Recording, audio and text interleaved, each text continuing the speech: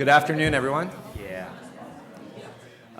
My name is Yowell. I'm an associate here in New York with Nixon Peabody, represent affordable housing developers, do a lot of supportive housing work as well. Very excited to have this panel today. Thanks everyone for coming. Thanks to Shinny for putting on a great conference, and to these fantastic panelists who I think are probably going to make my moderation task very, very easy. So it's funny that we're here to talk about developing housing for households of extremely low income. And I was walking in here today and I ran into a friend who works at a syndicator and he was like, "Where are you headed?" And I told him, "Oh, I'm going to moderate this panel, but it's about a topic that I know very little about, so I'm a little bit nervous about that." And then he was like, "Well, wait a second, like you last year, like we closed a deal with OMH Subsidy. Like that's a project for extremely low income families." And I was like, "Oh yeah, you're right, that is. I did like 5 of those projects last year." Yeah, exactly. And so I'm like, actually no, now I'm an expert about this. So, but what? Walking to our conference. Right, exactly. But I think that that's kind of illustrative because there's a lot of programs out there that maybe aren't thought of as being ELI programs that really are. I mean, you know, and so I think that's an interesting thing as we go through and talk about some of these case studies, and you'll see very different styles of programs that, work off of operating subsidies, some that work off of debt service, some that work off of private foundation grants, and they're all kind of trying to do the same thing, and that's to try to fill what I think when you see our panelists present is a really staggeringly large gap in the housing that's provided for extremely low income households. So I think we're going to spend a lot of time, fair warning, we're going to look at some data that are really, really bleak in terms of how we're supplying this housing. But I think then we're going to pivot to talking about some real opportunities and talking about some really interesting ways that people are sort of solving that problem. So we've got a great panel. I'm not going to go into all of their bios in detail, but I'll go in order. Jessie Yager is the policy director at the NYU Furman Center. She and I share a connection to the NYU Furman Center, really doing just fantastic work about issues related to housing and urban development in New York City. We also share what I sometimes call the classic treble, which is being an NYU Law alum, a Furman Center alum, and a Wesleyan University alum. So, Same track? I don't think we knew each other. Okay. Wow. But there is a remarkable little cabal of like 10 people who have done just that. Not 10 with the Furman Center, but. Elina Bravve, next to her, senior research analyst at the National Low Income Housing Coalition. I hear today actually the only research analyst. Elina and I share no alma maters, unfortunately, but that's okay. She's going to present some really fascinating, really fascinating data. And Jim Yates at the end, senior associate at the Technical Assistance Collaborative. Jim just flew in on a red eye from Alaska, so if everybody could please just reserve all of your complicated multi-part questions for him. I'll give you a call next week. Jim has a tremendous breadth of experience, decades even, with housing programs for low-income, homeless, and disabled individuals. So with that, I'm going to turn it over to our panelists, who are each going to give a short presentation, and then we'll do some questions. Thanks.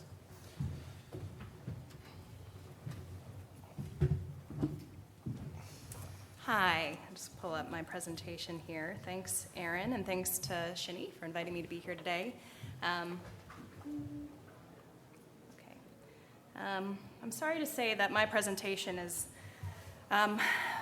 heavier on the bleak data and less on positive solutions, but I'm glad that my colleagues are here and can offer more ideas as we go through the conversation. But my name is Jessica Yager. Like Aaron said, I'm the policy director at the Furman Center, and I'm just going to start us out by providing some background information about the housing market and the challenges that extremely low-income households face here in New York City. So New York City's population today is at an all-time high. This graph shows that the population count was at about 8.2 million in 2010, and since then the city has kept growing. The current estimate is that the city's population is at about 8.5 million people. And employment in the city is also at an all-time high.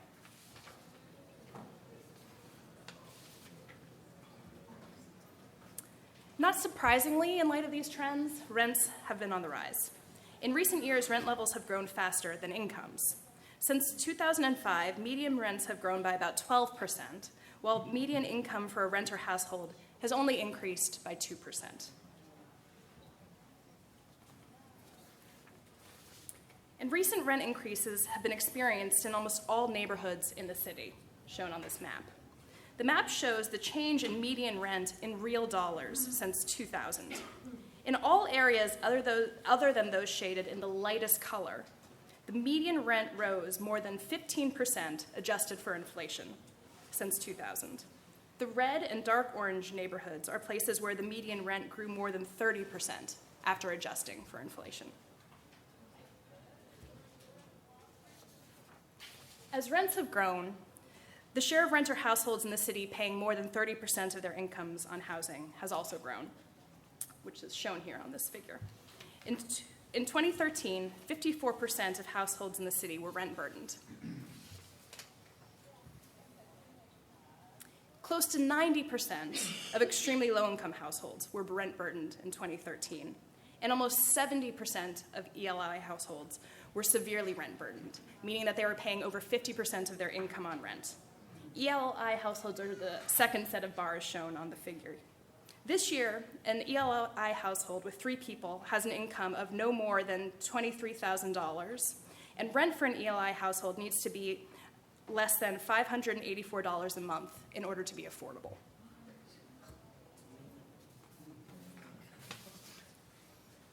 Between 2000 and 2013, the number of ELI households in the city grew by over 130,000.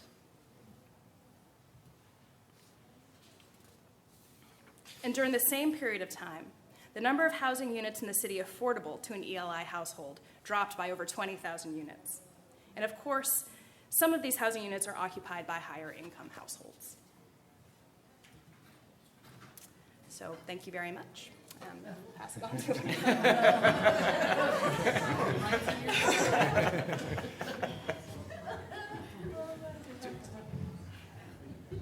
I mean, we could do, yeah, I think probably a question while she's setting up, like, yeah, go ahead. Yes, my quick question is, can I please get a definition of extremely low income? Pretty much, what definition are we Sure. using? So what I was using was households that earn 30% of the area median income for the city or less. And let me just, so I don't misstate it, I have it right here. In 2015, this year, that equates to, I'm going to misstate it. So it's about $23,000 of annual income or less, and a rent of about $584 or less. So, and we define for a family of 3, which is the most common household size in New York City. And in terms of what we define as affordable rent, it's rent that's at 30% of a household's income or less. Thank you. So, And that Hi, also everyone. tracks HUD's definition of Right. ELI within HUD policy, HUD regulations. Pretty Yeah. standard. And the cities, like in the new term sheets. Hi, everyone. My name is Elina. I'm with the National Low Income Housing Coalition. We are a public policy nonprofit based in DC, and I'm, as alluded, currently the only research team member. Just realized something happened with the screens. It's not showing up the PowerPoint, so let me see if I can figure that out. Any ideas? What did I press? the slide? Yes. Which one? Here. Yeah. There we go. Okay, sorry about that. So I wanted to do 2 things today. I wanted to first talk about some of the data resources that the coalition provides and makes available to the public, advocates like yourself, related to housing need nationally and as well as in New York. And then I want to talk about NLHC's alignment project, which was a 2-year effort that culminated in the publication of a report back in December. And it was an effort to gain an understanding of if and how federal programs are used to serve ELI households specifically at 30% or below of AMI, and also learn about how developers across the country are using various subsidies and other strategies to integrate affordable housing affordable to ELI households into their development projects more broadly. So the first resource that I wanted to talk about is Out of Reach, which is an annual report that just came out actually this past month in May. And we have an exciting new website that goes along with it that I can't seem to access. I was hoping to show it off a little bit. But in any case, I did pull up one kind of image of what we provide for New York. And I wanted to talk a little bit about the Out of Reach data. Out of Reach, kind of the story behind it is our founder, Cushing Dilbert, was a bit of a data whiz. She was an early adopter of computers, and the story goes that she used kind of an early version of a personal computer as part of her original analysis to compare what wages people earn across the country to the actual rents, and this analysis remains the foundation of the report. So the two questions that we want to address in the report is how much does an individual need to earn to afford a decent rental home in their community? And then can someone working full-time a minimum wage job actually afford a decent rental home in their community? In 2015, the national housing wage was $19.35 for a 2-bedroom and $15.50 an hour for a 1-bedroom. So the housing wage is an estimate of the full-time hourly wage that someone must earn to afford a decent apartment at HUD's fair market rent, which kind of represents the 40th percentile of all apartments in the market, while spending no more than 30% of their income on rent. In New York State, the 2-bedroom housing wage is actually higher. It's $25.67. This also means that a household must spend about $53,000 a year to afford a decent 2-bedroom apartment. The most expensive metropolitan area in New York State is the Nassau-Suffolk County area. There, the housing wage is $26.83 just for a 1-bedroom, and then it's $33 for a 2-bedroom. In these two counties, there are fewer renters on the whole. Renters just make up about 20% of households overall. However, the average renter earns $13.58 per hour in those communities, which is far, far below what is needed to actually afford the rent. In comparison, I just wanted to mention I pulled the data for Monroe County, where Rochester is located, and also where I grew up, out of curiosity. And there, the 2-bedroom housing wage currently is $16.67 per hour for a 2-bedroom and $13.69 for a 1-bedroom. However, renters in Rochester are earning an estimated $11.26 per hour, so they're still coming up short, despite the fact that Rochester is one of the more affordable places in the state. So the next resource that I just wanted to mention is a report that we put out each year called our Housing Spotlight. And this draws on data from the American Community Survey. It's a nationwide survey of approximately 3.5 million households. It replaced the census long form in 2010. And each year, the Census Bureau makes public use microdata sample, essentially, of raw data available for deep analysis. And this kind of builds upon what Jessica already talked about, so I won't get into it too much, but basically we provide an analysis of the number of affordable and available units per 100 households at various income levels for the state, at the state level and also at the metropolitan level. And we want to kind of we call this the gap analysis. We want to capture the need for affordable housing units at the state level.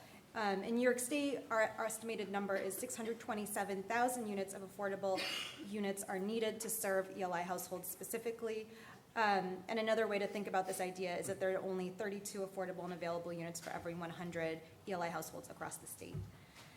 And then the third resource that I wanted to talk about are these state housing profiles that we put together for every single state each year, and it combines data from Out of Reach as well as the American Community Survey to show the number of people that are cost burdened across the state at various income levels, as well as another data set called CHAS data, which is a special data set based on census data, and we kind of break down the availability of affordable housing by county using that data set and provided in a map form in the state housing profiles.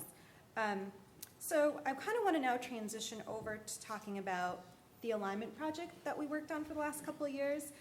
So as mentioned earlier, the purpose of this project was to identify the various strategies that developers are currently using to integrate housing affordable to ELI households into their development projects. And there were three pieces to the project. First, we wanted to kind of assemble existing data and survey the existing literature to figure out to what extent federal housing programs are serving ELI renter households. The second piece of the project was looking at the LIHTC program specifically, and we analyzed a random sample of LIHTC properties across 5 states to determine which income groups are being served by the LIHTC program. And then the last part of the study was a series of interviews with about 50 developers of affordable housing that serve ELI households to put together 5 case studies eventually of projects that we felt were innovative and doing interesting work as far as serving the needs of ELI folks. So as far as our kind of general survey of existing programs, federal programs, and to what extent they serve ELI folks, we found that about 44% of home funded rental units serve ELI households at initial occupancy, compared to about 76% of housing choice vouchers and 72% of public housing. And then we also looked at the Federal Home Loan Bank's affordable housing program and found about 20% of units served ELI tenants there. Then we wanted to look at the LIHTC program specifically. So we drew a 5% sample across 5 states, Florida, Maine, Ohio, Oregon, and Virginia. This yielded a sample of about 8,700 units. The first thing we wanted to evaluate was the incomes of households that were in the LIHTC properties. So we found that in general, the incomes of tenants were lower than the income limits attached to the units. So, for example, 76% of the units in our sample were restricted at 60% AMI, but most of the households had an average income of about 40% AMI. So what this chart here is showing is that the average income of households occupying units compared to the income limits of the units. And as you can see, the actual households occupying the units have incomes that are much lower than the actual income limits. And we found that about 36% of units overall in our sample were occupied by ELI households. We also found that about 33% of all households in LIHTC properties received additional rental assistance, primarily housing choice vouchers. The second thing that we wanted to look at was cost burden among tenants in LIHTC properties in this sample. And what we found was that about 83% of ELI households without rental assistance were cost burdened if they were living in LIHTC properties. And the majority were actually severely cost burdened, 57%, which is what the top kind of line shows, 57% is the severely burdened. So in summary, we found that while a solid number of tenants in our sample of LIHTC properties were in fact ELI, so the LIHTC program is serving ELI tenants, many of them had additional rental assistance. And without that rental assistance, most of them were actually severely housing cost burdened. We felt that these findings were largely in line with a report published by Furman a few years ago, so kind of confirmed the findings of that report. The second part of our alignment project looked at these interviews with developers across the country and focused on projects that they developed between 2010 and 2012. This kind of covers the main questions that the survey asked, but the main purpose of the survey was to identify developers that were actually serving ELI tenants without solely relying on vouchers, and those were the kind of the 50 developers that we talked to in depth. So let's skip this. As far as the interviews, the one thing that we heard loud and clear from all of the developers that there was no single perfect one-size-fits-all solution or strategy that they used to serve ELI households, particularly because the environment around them was constantly in flux. They described having to kind of think fast on their feet and adjust for changing circumstances, political or otherwise. For example, we heard from a developer in California that LA recently began to receive their own allotment of tax credits, and as a result, developers that serve that city had to face a new and unfamiliar process when competing for those tax credits. The other thing that developers noted almost universally among those we interviewed was that the rents generated through units that served ELI rarely covered operating costs, and one of the major challenges that they faced was that there were few operating specific funding sources available to cover this need. And so I kind of want to transition to talking about some of the more positive things now, as far as the interesting solutions that were talked about and that we heard about through the interview process. We heard one thing from many developers, and that they were strategically mixing incomes at properties so that the rents generated from the higher income units were essentially offsetting the lack of revenue from the ELI units. Another thing that a lot of developers talked about is the importance of eliminating mortgage debt or any, and not carrying hard debt. And this was done in many ways, often through partnerships with the local municipality and being able to receive either discounted or heavily discounted or essentially free land or property to develop, and the importance of that. And then another solution that we heard about was the importance of establishing policies at the state level for QAPs that for tax credits that favored projects that served ELI households. And I'll discuss this a little bit further in one of the 2 case studies that I want to present as an example. These were the 5 case studies that we covered overall in the project, and I'm just going to talk about 2 of them, Hudson Townhomes, which is in Maryland, and Places at Page, which is in St. Louis. Let's see. So Hudson Townhomes, which is in Cambridge, Maryland, which is on the eastern shore of Maryland, is a 48-unit project developed by Homes of America.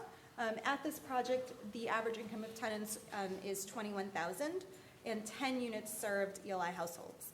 A key component of this particular project was a payment in lieu of taxes provided by the city of Cambridge, which works like a tax credit equal to $200 per unit per year. Another thing is that, of course, the project tapped a variety of state resources for zero interest loans. And then the last component that we talked about with the developer was a special grant that they received from the Harry and Jeanette Weinberg Foundation through a project or an initiative that the state of Maryland had called the Affordable Rental Housing Opportunities Initiative. And through this program, they received a grant that both supported the development of 2 additional units of ELI housing and also was used as a reserve cushion against operating cost increases over time. And these 2 units were then targeted at 15% AMI. And then the second project that I wanted to mention is Places at Page, which is in St. Louis. It was a project of Places for People, which primarily serves folks with disabilities, including those recovering from mental illness, substance abuse, and also formerly homeless. It's a 23-unit project. It's in a historic property of formerly a school that was built in 1908. So they were able to draw upon both state and federal historic tax credits in the redevelopment process. One of the key factors that made this development project possible was that Places for People advocated at the state level for the QAP for tax credits to actually start targeting supportive housing projects. And that made it easier for them eventually to get tax credits for this project. Today, MHDC, which is the tax credit allocating agency, has a goal of setting aside about 1/3 of their tax credits for projects that serve special needs populations. And then lastly, the project also receives funding from the Department of Mental Health in Missouri through a program called Supportive Community Living, which essentially acts like a rental subsidy or an operating subsidy and is really critical to the operations of the project.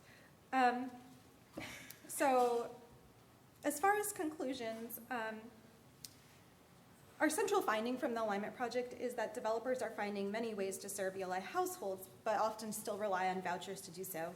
Without vouchers, ELI households still tend to be housing cost burdened. So there remains nationwide a great need for additional funding sources deeply targeted at ELI households. And also additional funding sources that can provide operating assistance specifically. At the coalition, we do hope that the National Housing Trust Fund can play a role in providing a new deeply targeted resource in the coming years. And then in addition, we have some other recommendations. First, we would love to see more data and better data about the characteristics of tenants served by various federal programs. We would also like to see a little bit more research on the intersections between LIHTC and housing choice vouchers and how those are used in development. And then we would also love to see more state housing finance agencies prioritize supportive housing and ELI households within their QAPs, as well as more state and local dedicated sources of funding for housing. And then lastly, we also now support the idea of income averaging because this particular project revealed the importance of mixing incomes within projects to be able to integrate the ELI units into the projects. So we do support income averaging that would allow developers to serve households at 60% of AMI in exchange for serving more ELI households at 30%. Thank you.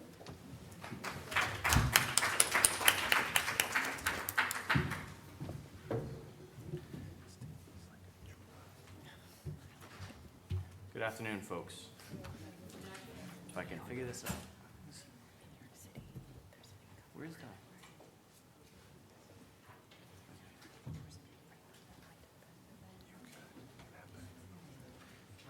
Am I losing the? Do you see the?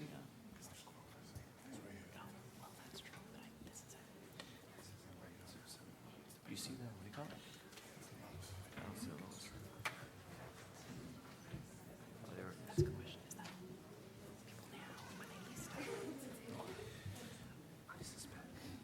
Folks.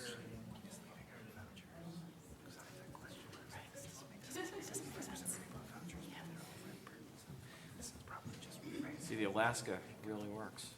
Red eye. Yeah.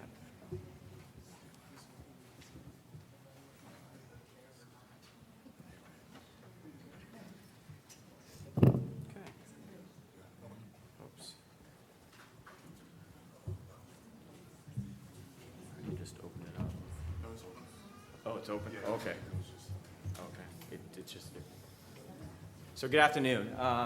Just as a compliment, I'm going to also talk about two different reports that Tac has published one that Tac has published over the years, priced out, and some data specifically on New York State and the MSAs in New York, and then also talk about the paper we developed as a companion to the National Income Housing Coalition's report, really focusing on ELI housing and how it translates within integrated supportive housing and permanent supportive housing. And we'll talk about what we mean by integrated supportive housing in a little bit, but first off, I just want to talk a little bit about priced out. TAC has been probably had this report published it for over 20 years on a biannual basis, and it really takes a look at the kind of ratcheting down a little bit on the ELI perspective, but looking specifically at persons with disabilities, and specifically persons with disabilities on SSI, and looking at your affordability challenges within that for the fair market rents in the area, for either 0 bedrooms, efficiencies, or 1-bedroom apartments. And some of the key findings that came out in the priced out 2014, it's going to be released probably next week, and it's available, will be available on TAC's website. And that it does have the data down to your MSA level, so to help inform your advocacy, help inform your work at the continuum care level. Please use it, and it's very helpful. But some of the key, from a national perspective, some of the key takeaways that came out in 162 housing market areas across 33 states. The 1-bedroom, the cost of affording a 1-bedroom apartment, you needed actually over 100% of your SSI income to actually afford that rent. So obviously that's not possible, but it really illustrates how the market, as the New York data shows, has trended up at a higher rate than, and hasn't kept, and over time, folks in SSI are more and more shut out of the market to the point where they don't have enough income to actually just afford the rent, even if that's the only cost that they have for their household. So another key piece, rents for 1-bedrooms in 15 of these areas exceeded 150% of SSI, and in particular, the New York MSA is one of those areas. In 8 states and DC, the average rent for studio and efficiencies exceeded 100% of the income. So even with not looking at the 1-bedrooms, but studios, which are commonly cheaper, still in a number of MSAs, folks are priced out. So here's what New York across the state looks like. looking at the 2014 data and looking at your SSI incomes. And SSI varies by state depending on your state supplement, what your state contributes to the SSI income. So this is based on a single person household, and the SSI monthly amount is $808. So as a percentage, just looking at the New York market, for a person to afford a rent, the SSI comes out to be 16% of AMI, or area median income, 16.5%. And then the affordability piece, in comparing the fair market rents in the area, 155% of their income for a one-bedroom, and then 148. Very similar types of data out in Long Island with Nassau and Suffolk. And then Rochester, as Elina mentioned, a little bit more affordable, but still priced out.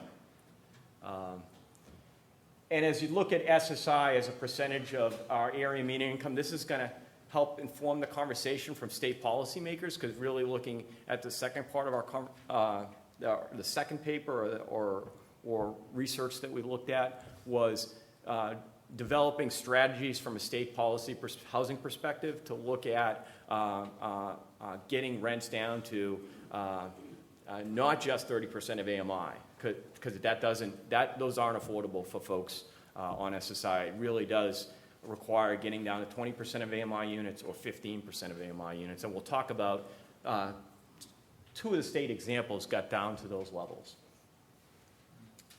Okay. So the Tac Report, it was announced, released in April, and announced with the in short kind of time frame with the ELI report, and it really complements some of the findings and research and what the National Income Housing Coalition looked at. We took a look at the integrated permanent supportive housing and the innovations that we saw, a few examples of innovations we saw at the state HFA, or Housing Finance Agency level, to really kind of look at that policy mismatch between the main driver of new affordable rental housing for the last 10, 15 years has been the low-income housing tax credit program, but it primarily creates housing for 60% of AMI units and 50% of AMI units. And over time, states have been really saying, there is that mismatch, and really working with their advocacy community, their development community. How do we get and develop state policies within their QAP to encourage deeper ELI targeting and possibly integrated supportive housing within their state policy. So we took a look at 3 examples. Those aren't the only examples out there of innovation, and states really providing incentives within their QAP to encourage deeper income targeting within tax credit projects, but we highlighted 3. So the project's goal, we wanted to take a look at the innovations and looking at different ways to get in different strategies that states encourage developers to make part of their financing packages and their proposals for financing. We also wanted to use it as a way to kind of spur debate within housing policy circles around doing different, tackling the challenge in different ways, and looking at replication of some of these models. And then also with the passing of the National Housing Trust Fund and the capitalization of it in late December 2014, understanding that it's hung up in Congress now, but to the extent that if that does get capitalized and does become a new resource, that it would help inform some of the policy conversations at the state HFA level when they're making policy decisions about how to use these new resources. if folks don't know, the National the National Housing Trust Fund has a statutory emphasis on creating ELI housing. So it would, from a toolkit's perspective, from a housing finance agency, it really, some of these models can help or could be utilized or could be adapted using trust funds as a resource. So what do we mean by permanent supportive housing? Everyone in the room, you guys are the industry, very successful, highly successful industry of creating permanent supportive housing.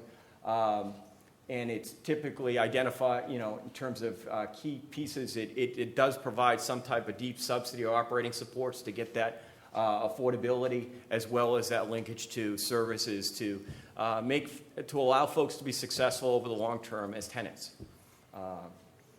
So PSH is ELI housing, and some of the examples that Elina mentioned did actually focus on permanent supportive housing. And typically, as the data shows, you're nationally looking at around 20% of AMI equals SSI, but in some high-cost communities, you have to get down lower. So Philadelphia or New York, you're really going to have to get down to the 15% of AMI level. 20% of AMI, it's more around 40% of a person's income.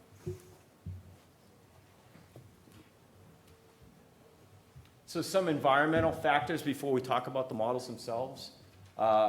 States have been, from a policy perspective, looking at efforts around ending chronic homelessness, ending veterans homelessness, also challenged depending on the state and your residential systems within the mental health system and the MRDD system. If you have states that have an out of balance production or offering of housing to folks with disabilities in restricted settings or congregate settings, maybe in have Olmsted-related challenges or concerns that they may be working from a policy perspective to try to rebalance over time, either proactively within their Olmsted planning, or a number of states have been under pressure from the Department of Justice or through their local state protection and advocacy organization around Olmsted-related matters. So they may be taking a look at their housing stock, what they're offering, and rebalancing more towards permanent supportive housing and less towards a group home and congregate settings. So depending on what state you're in, that's a real challenge, or it's not necessarily as much. What we've encouraged states generally from state policy is offering a balanced, the best Olmsted kind of policy and plan is really developing policies and strategies of resource alignment to create a range of permanent supportive housing and a range of community-based options, either tenant-based, project-based, single-purpose, integrated housing, and that's the best way to provide some level of choice for folks with disabilities, as well as kind of rebalancing your state's housing portfolio. So some of the barriers, obviously, the last 7 or 8 years, since probably 07, 08, steep cuts in the Housing Choice Voucher Program, that combined with a number of states using project-based vouchers, Housing Choice Project vouchers for permanent supportive housing, for ELI housing in tax credit deals. A number of states have done a lot of that. I don't want to say tapped out, but a lot of PHAs have done a lot already and really are kind of scaling back because of the combination of they've done a lot, and then secondly the steep cuts in the Housing Choice Voucher Program that really they're focused on keeping folks with vouchers in the housing and housed. Also from these challenges, we've seen some pioneering states or states trying to think out of the box on ELI and PSH development and looking at ways to reach down lower, but also look at, how do you do that? And look at cost-based approaches as opposed to subsidy approaches based on the FMR, like the Housing Choice Voucher Program, so your subsidy costs are a little less. We've also seen an emergence of more collaboration between HFAs and the Medicaid and Health and Human Services Office and departments because of Olmstead, because of the encouragement through HUD and CMS, through the Section 811 demonstration project. HUD went through two national funding rounds, awarded 28 states and the District of Columbia have received funding. And the funding offered project-based rental assistance targeted to integrated supportive housing up to 25% of the units in a property. It did require states to propose and develop close interagency partnership agreements between the Medicaid organization, the HFA, and the state service departments to integrate services and connect services to the folks that they're serving in these units. It's a slow rollout. The first 2012 states has just started signing rental assistance contract or HAP contracts and have started to move folks into the units. It's targeted and linked, although not exclusively targeted to the low-income housing tax credit portfolio, both the existing pipeline as well as new development.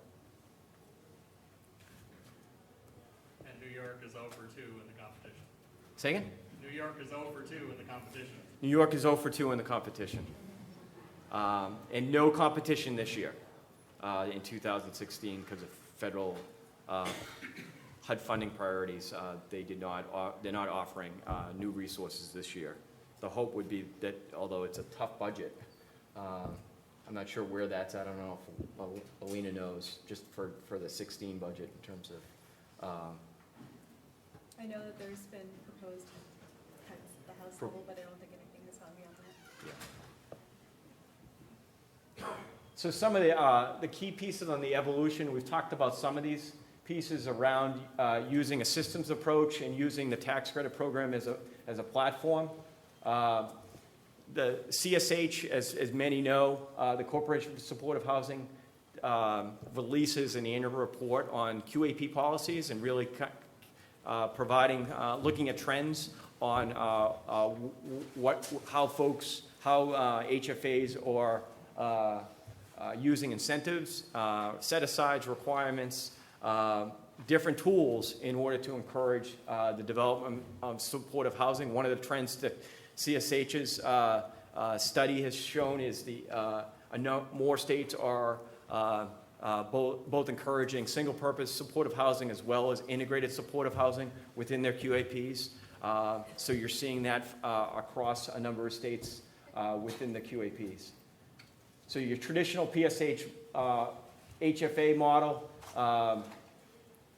typically has project-based vouchers or linking with tenant-based subsidies.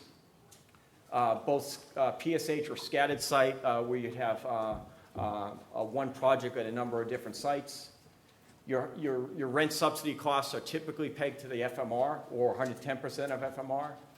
And what we mean by no net increase in ELI supply, it really didn't use different tools or different resources to get the rents down. It used subsidies. It used shelter plus care.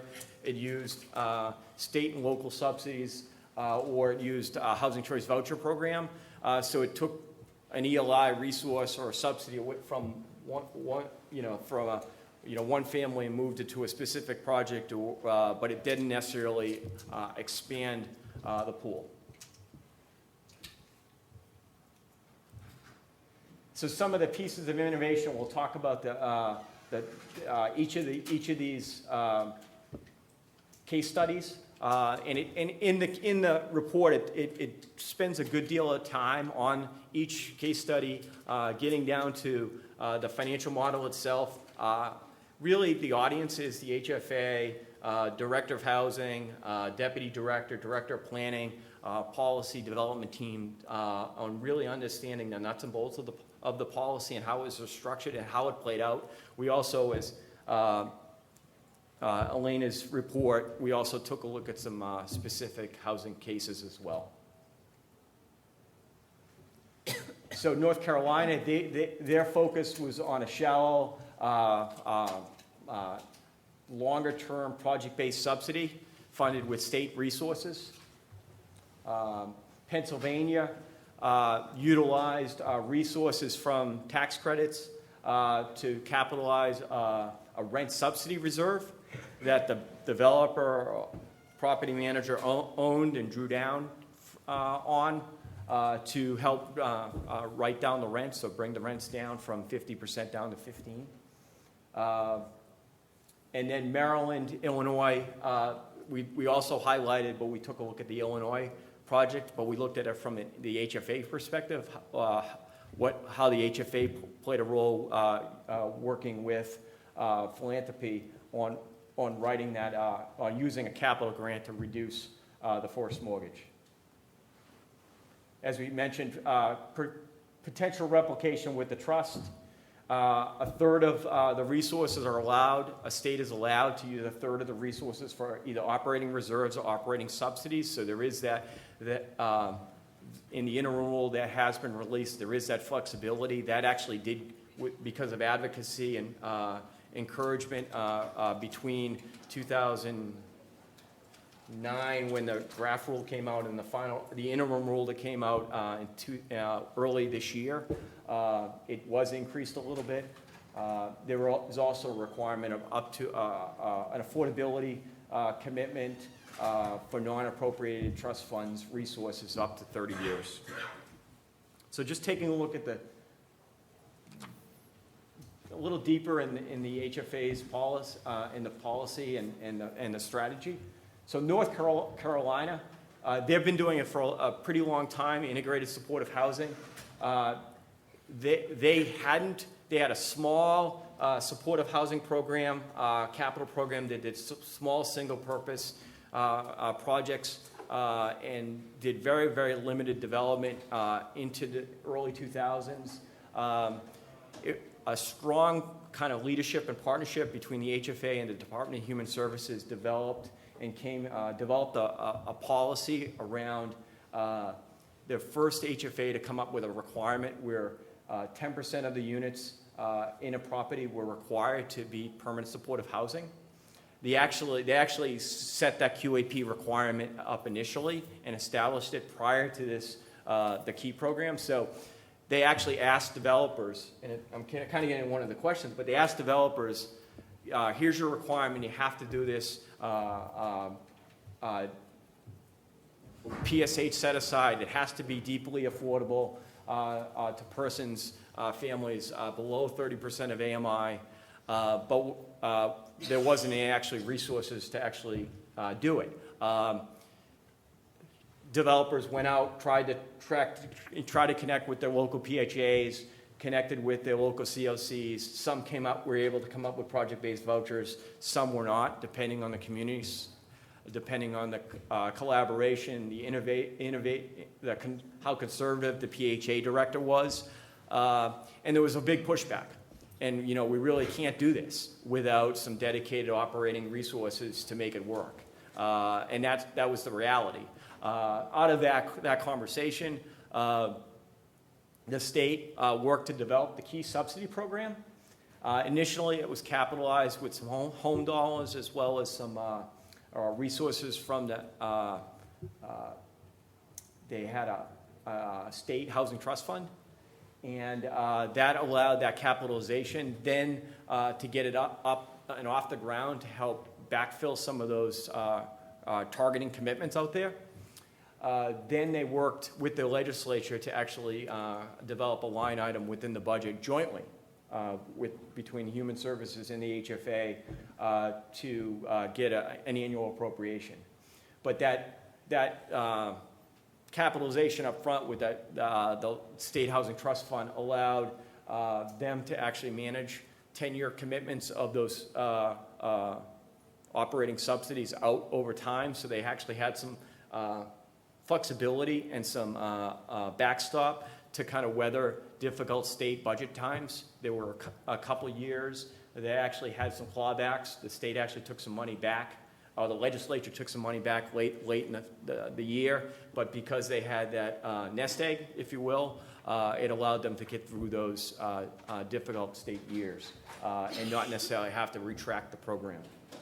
The way the program works is actually they establish a statewide payment standard of $490 a month.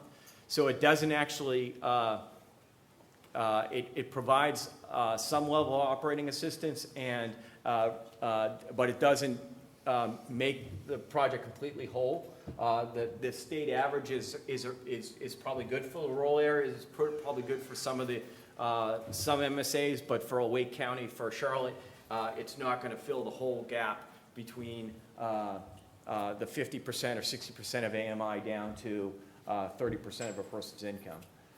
The average subsidy amount is approximately $225 monthly.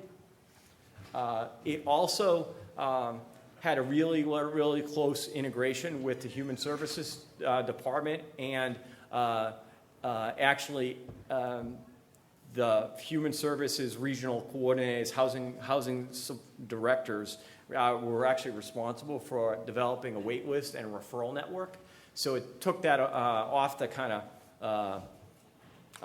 the plate of the owner, that they basically just had to have that make that unit targeted and set aside for a specific amount of time, and it was the state's responsibility to provide the referral of the homeless or the disabled person, and as well as the linkage to the services. So it really focused in on what the housers did right, and focused on what the service providers and the state did in terms of the targeting and integration.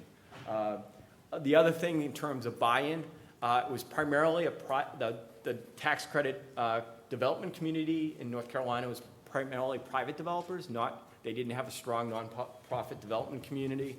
So they had they weren't mission driven. They weren't about ELI housing. It wasn't part of any of their mission statements. So it was a kind of, delivering on referrals, delivering on persons being on the phone for, when the person was having a challenging moment as a tenant, that they could get reconnected with services. Those are the most important things that made this program work, not necessarily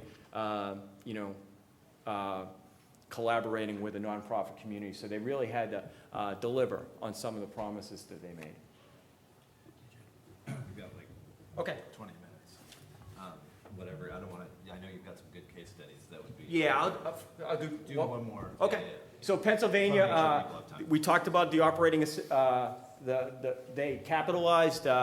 They used tax credits. They allowed the project to ask for 5% additional developer fee. That was funded out of additional credits.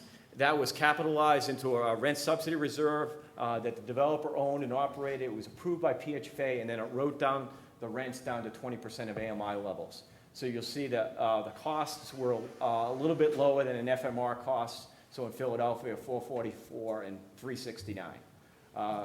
And typically that was opted into around 70 or 80% of the developers on an average year opted for this rent subsidy reserve to do this ELI targeting. Many of these units ended up being permanent supportive housing. And then finally, the Weinberg Foundation, IDA, Illinois Housing Development Agency, partnered with Weinberg, received $1 million and did targeted resources, writing down lowering the debt of the first mortgage to allow for deeply affordable units down to 15% of AMI, not 20. And then Weinberg really wanted long-term targeting, so they actually sized the grant to 30 years of affordability So that was the key piece. The costs are a little bit higher than the other models, but it does go out 30 years rather than the PHFA model goes out 15. Okay. So here are some of the lessons learned, but I'll stop there and you guys can read that and we'll go to questions. Yeah. Oh, no, that was great. Yeah, it's unbelievable, fantastic amount of information. To shift gears back, I think, to what we talked about before was like the current status, and Jessica's been sitting here for a long time. The data was, I'm not trying to make this any bleaker than it has to be, but if you look at what was shown in the Furman Center slides, I think it shows like a decrease in an increase in 150,000 units in 13 years that are required. Well, there's also a simultaneous decrease in supply. So I wonder if you could talk a little bit about, are we going to see that in the next 13 years? Or, where are these trends headed? I mean, are we is it getting worse, getting better, staying the same? I don't know that I'm any more qualified to answer that than anyone else. But, the issue, or one of the issues at least, is that seems to be a lot of people who want to live and work here, and that's a good thing for a lot of reasons. But unless that changes, or we have a dramatic increase in the supply of housing in the city, it seems like the negative trends that we see are likely to continue. Now, of course, all of that can change, and things happen, and the economy has downturns, and that could change, the demand. But, I don't, if the economy keeps going how it's going, and people want to stay here, and people want to move here, it's hard to see things changing dramatically, at least in the short term. Yeah, I mean, it's just put that 150,000 in context. I mean, those of you who work here in New York know that the housing plan is trying to build 200,000 units in 10 years. 75% of those would have to be ELI units, which they will not be. So, the problem that, I guess the current course doesn't address the problem, needless to say. We could just sort of put that out there. I mean, go for some kind of trickle down effect into the private market that's some moderation just by increasing supply. Right. Yeah, we were talking about that before the panel, which is the question that Furman Center never wants to answer. Right. It's hard to predict. It's very hard to predict. How much housing you would have to build to actually have that effect. Yeah. Elina, is there anything upstate that you feel like certainly you use Rochester as an example. I don't know that Rochester is going through the same sort of trending that the city is, but certainly there's more attention in downtown Rochester than there is. I mean, do you feel like this gap is sort of headed in, it's getting bigger upstate, getting smaller, trending? I know we're sort of doing a crystal ball thing here, but. Sure. I would say that in areas of the state that are not growing as quickly, it's essentially steady. And the problem is both lack of decent housing. So a lot of what's affordable, a lot of the affordable housing stock might not be of good quality. And then also the lack of jobs that pay higher hourly wages, kind of twofold issues. And I guess, Jim, then to tie into the data that you had on SSI households, for those, maybe everybody in the room knows this. I don't actually know how SSI trends. I think you mentioned that it's state by state, but implied in what you're putting up there, I think, is that it doesn't keep up with AMI. It certainly doesn't. Right. So, do you think that's that sort of what's happening with that trend as well? I mean, it's going to just continue to lag behind AMI, or? And that's what we're seeing just over the years of priced out, is just that gap just keeps getting just wider and broader, and across all markets, not just the high markets of a New York or a Los Angeles. Right. So, I mean, looping back to that, actually, because I think what's interesting about the case studies is that the solutions are different and that sort of reflect the challenges of the local areas. I mean, do you feel like maybe let's actually take a step back and you can give a little more context on the National Housing Trust Fund and sort of why that is an opportunity, right? Because I think in both reports, it talk a lot about, well, what, you know, all of these case studies can inform how the National Housing Trust Fund is going to be used. So maybe you could give a little more context as to how that's going to play out. And Elina, please, the trust is, you guys have been so instrumental in Sheila's work and advocacy around Sheila Crowley, the executive director of the National Coalition. Her work on the trust is and leadership around the trust is just essential in making it happen. And it all is around. It's really focused statutorily around trying to fill that gap and providing additional tool. The other key piece of the trust is that it's outside the budget process, that it's funded outside of just like a state housing trust fund, you know, by a real estate transfer reserve or real estate transfer tax or some type of resource that's outside the legislative process. If it does come, you know, there is some legislative requirements. So each HFA has to you know, focus the vast majority of the resources on rental production, and then in addition on ELI targeting. So it is dedicated to do what we've talked about doing. You know, there is that double-edged sword of states to you know, because of the significant cuts to the home program, to use that to backfill kind of home cuts and use it for capital and really try to fill those gaps. And that to some degree has to happen anyways, because that's, you know, part of your production, part of your rental production. But to some degree, to the extent that you can use operating supports to target some PSH and some ELI targeting within your production and across your production, making it part of what you do and what you expect every developer to do, I think is a really important trend. That it's not just mission-driven developers, you know, meeting the demand and meeting the load. There's enough demand, and there's the case to be made that you know, a broad range of housing options for folks with disabilities and folks that are homeless is the way to go. And the trust is a tool to do it. Right, so I think you hinted at this, that you were touching on some of the questions, but in terms of the North Carolina program basically had a mandate, right, that said, okay, well, you got to have 10% of your units. So do you feel like that's something that was kind of uniquely successful in North Carolina because of the nature of their development community, or do you sort of feel like that's a good place to kind of start? Well, I think if you do a requirement, you have to have resources to help the community make it work. So even both in Pennsylvania and North Carolina, they actually had in North Carolina they had a PSH set aside a requirement. In Pennsylvania, they had a 20% of ELI targeting. Both states, you know, year later, actually came up with these tools to give the resources they needed to write down those units. So it's important, if you're going to go the route of a requirement, you got to kind of provide some level of resources for developers to make it work. We've got like 10 minutes, so I don't know if there's like any really huge pressing questions out there that people want to answer, but I don't want to step on them. So if you have a question, sure. I'm just curious. I work for one state agency in New York, so I'm curious in terms of how in New York State we incentivize modestly housing opportunities for very low-income people with an additional benefit of people below 30. What's the range of that competitive advantage in other states?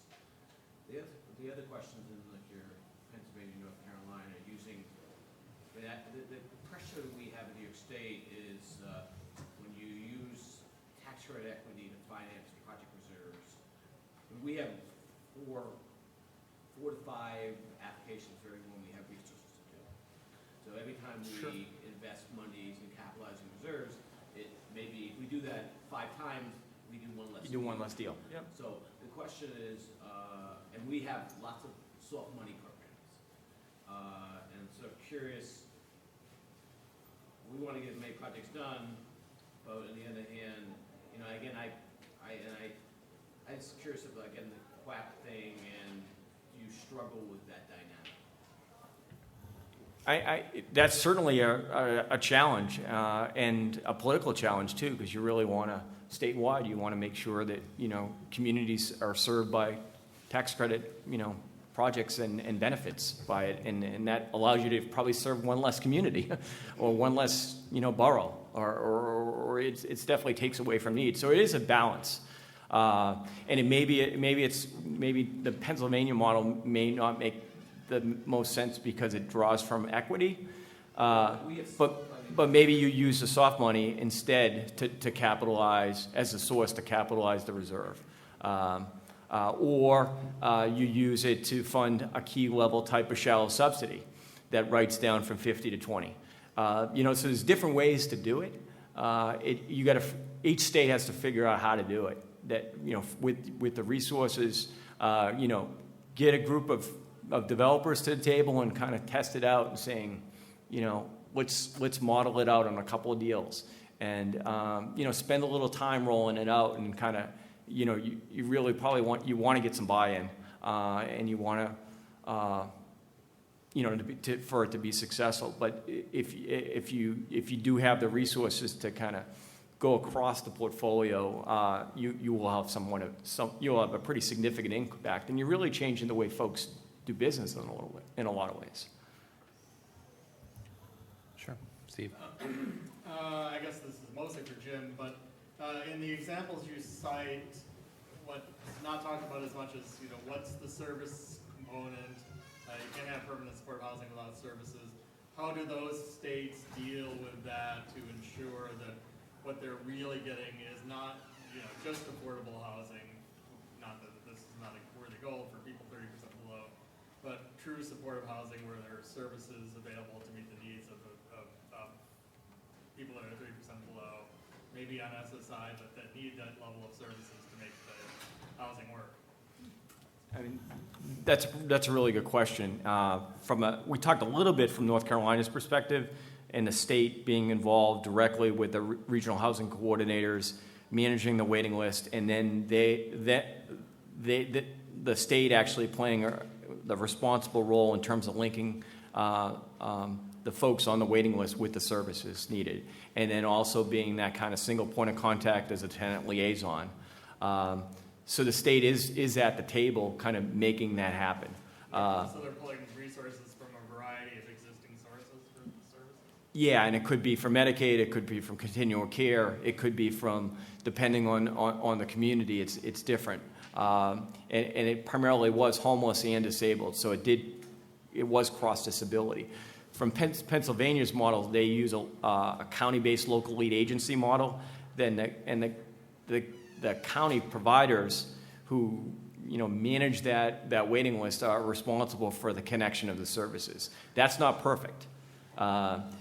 They do have a resource with the state housing coordinator to kind of act to be able to help make that work and work through barriers. But it's more of a local grassroots kind of decentralized effort. I've got plenty of more questions if other people. And IDA's got plenty of services because they have 3 homestead settlement decisions that have funded all the services there. Is there a question back there? Yeah, thanks. In the Pennsylvania model, upon the expiration of that reserve, are you allowed to then tier up your rents, or do you need to find another source to replenish the reserve to keep serving those residents 20%? That's a good point. So it's capitalized for the first 15 years. The requirement, the ELI requirement, is actually goes through the 30-year commitment. So the developer has to kind of figure out that in year 16 in terms of recapitalizing or coming back to PHFA or figuring out how to do that. That's PHFA felt comfortable going out 15 years. They didn't have the resources to go to 30, so they acknowledge that as an issue, as a challenge that they're going to work with the development community. But the targeting requirement in the LORA is 30. And what's the regulatory period with respect to those units at 20% for 30? Yes. Okay. With no escape valve. No. Right. Is it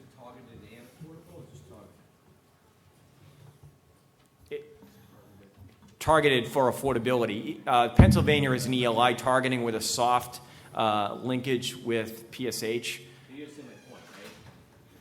I mean, targeted and affordable. Targeted is one thing, but if they're not affordable, I mean, we've had that issue in our class where we modified it. It's not just targeted for persons with disability. It's targeted to people with 20% of AMI. I'm saying targeted and affordable, which means that you can say, well, they're targeted to people 20%. Sure. They're not affordable to people 20%, which is what we saw in New York State a lot, where people targeted unit competitive purposes, structured their rent structure in a manner that was. The rents are required to be set at 20% of AMI based on the county level. So they are affordable at 20% of AMI.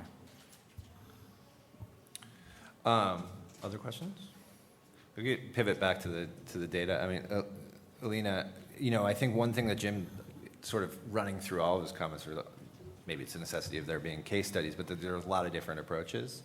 So do you think that there are, and I think we saw really, I think we can also, there's real distinction between New York City and upstate in terms of what are fair market rents, what are the aspects of the market. So maybe talk a little bit about how you'd see the challenges and the opportunities differing upstate versus New York City.